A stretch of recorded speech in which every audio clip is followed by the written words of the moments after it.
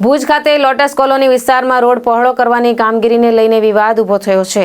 વાલ્મીકી સમાજના આગેવાનો અને બહુજન આર્મીના સ્થાપક લક્ષ્મણભાઈ દુઆ દ્વારા કચ્છ કલેક્ટરને આવેદનપત્ર આપી ગરીબોના ઘરો ન તોડવા માંગ કરવામાં આવી છે।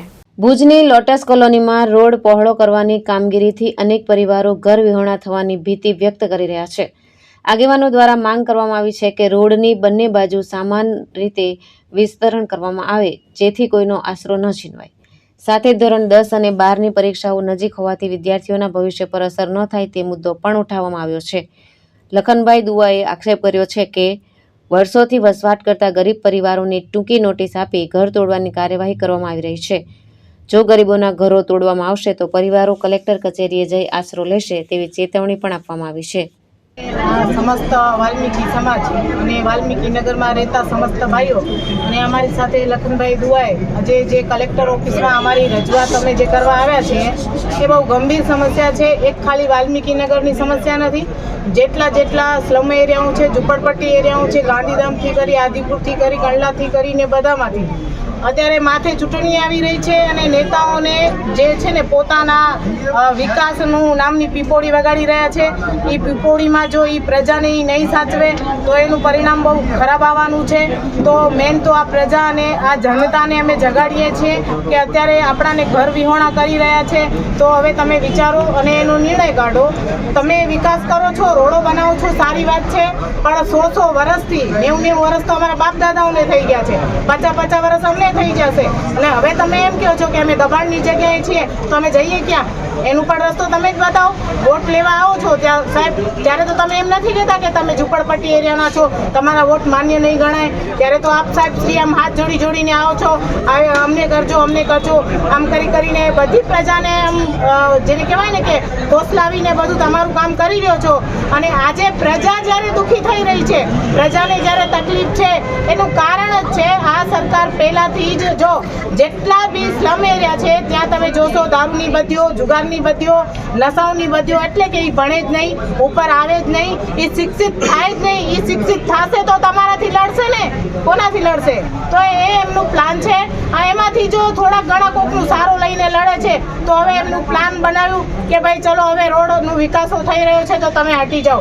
એટલે જેને કહેવાય ને કે મનુષ્યના કરતાં રોડ પ્યારા થઈ ગયા છે અત્યારે તમને, કે રોડ તમારા માટે જરૂરી છે। અને જે મકાનો છે, આજે તમે મહલ બનાવો છો અને એક મકાન બનાવવા માટે ગરીબ માણસને પૂછો, જ્યારે તમે મોટા મેળાઓ કરો છો સ્વચ્છ ભારત, સ્વચ્છ ગુજરાતના, અને તો એ કોના થકી થાય છે? આ સફાઈ કામદાર થકી થાય છે। અને આજે એ સફાઈ કામદારના જો ઘર જ નહીં રહે તો અહીંથી અમે ચીમકી આપીએ છીએ કે દરેક સફાઈ કામદારને અમે રોડ ઉપર બેસાડી દેશું અને ગંદકીના ઢગલા કરી દેશું। પછી કોઈના બાપમાં તાકાત હોય તો સફાઈ કર્મચારીને હટાડીને બતાવજો। કચ્છમાં સમસ્ત કચ્છમાં આપણે જોઈ રહ્યા છીએ દબાણના નામ ઉપર ગરીબ હિન્દુઓના ઘર તોડવામાં આવી છે।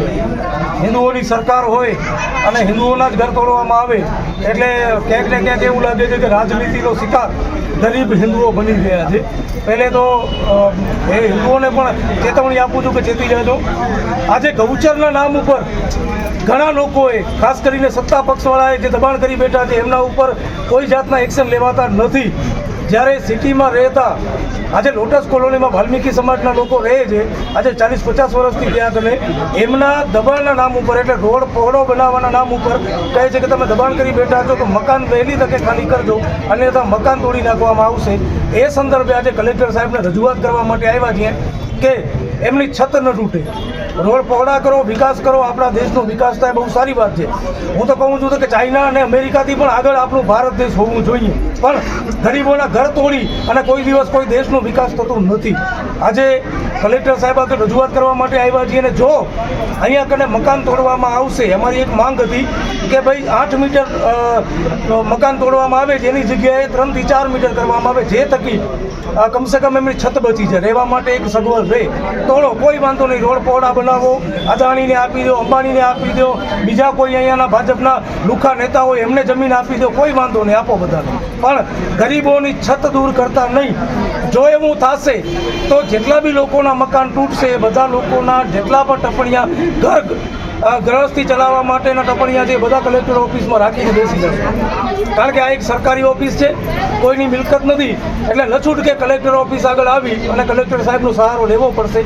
એટલે મારી વિનંતી છે કચ્છના સાંસદને પણ, કચ્છના આપણે ભુજના ધારાસભ્યોને પણ વહેલી તકે આ વસ્તુ ઉપર નોંધ લેજો. કલેક્ટર સાહેબ તમે પણ આ વસ્તુને ખાસ કરીને નોંધ લેજો કે ગરીબોના ઘર તૂટશે ત્યાં દેશનો વિકાસ નથી થવાનું, ગરીબોની હાય લાગશે. એટલે નેતાઓને પણ વિનંતી છે કે વોટ લેવા આવો તો એ પહેલાં આ યાદ રાખજો કે ગરીબોના ઘર તૂટ્યા છે. આ બધા ભાજપના વોટરો છે, ભાજપને જ વોટ આપે છે, ભાજપને વોટ આપ્યા અને ઘર તૂટ્યા. અને હવે જનતાને પણ વિનંતી છે, હિન્દુ સમાજને પણ વિનંતી છે કે વહેલી તકે જાગી જાય. આ હિન્દુઓના નામ ઉપર ઢોંગ કરતી સરકાર છે, ગરીબ હિન્દુઓના ઘર તોડે છે. આવનાર દિવસોમાં તમારા પણ ઘર તોડશે, એથી પહેલાં જાગી જાઓ. આ વોટ બેંક સિવાય આ લોકોને કોઈ મતલબ નથી. એટલે તમામ લોકોને વિનંતી છે. આખા કચ્છમાં આદિપુરમાં પણ એને પરિસ્થિતિ છે. આદિપુરમાં ત્યાં કને ભીલ સમાજ છે, વાલ્મીકી સમાજ છે, દેવી પૂજક સમાજ છે, આ ત્રણેય સમાજ ત્યાં કને 700 પરિવાર રહે છે અને ધાક ધમકી કરીને ઘર ખાલી કરાવવામાં આવે છે. આ ગુંડાગર્દી છે. પહેલાં આબડછેડ થતી શારીરિક, હવે સરકારી આબડછેડ થઈ ગઈ. આ સત્ય છે ને આ સત્યને સ્વીકારવું પડશે. સરકારી તંત્રમાં બેઠેલા નેતાઓ હવે છૂવાછૂત કરવા માંડ્યા છે ઘર તોડીને. પહેલાં ઘર ન તોડતા, અમારા લોકોને કોઈ હાથ ન લગાડતું, એ ચાલતું 100-150 વર્ષ પહેલાં. હવે ઘર તોડે છે. ઘર એટલે ઘર વગરના કરી નાખો એટલે ક્યાંય ના નવે. એટલે મહેરબાની કરો તંત્રને, કચ્છ વહીવટી તંત્રને પણ વિનંતી છે, ગુજરાતની સરકારને પણ વિનંતી છે કે આ લોકોના ઘર તૂટ્યા તો આમની સાથે કલેક્ટર ઓફિસમાં અહીંયા કને તમામ માલ સામાન લઈને બેસી જશે. પછી કેસ કરો, ફરિયાદ કરો કે જેલમાં નાખો, જે પણ કરવું હોય છૂટ. પ્રેમ દેવરિયા, દ્રષ્ટિકોણ ન્યૂઝ, કચ્છ ભુજ.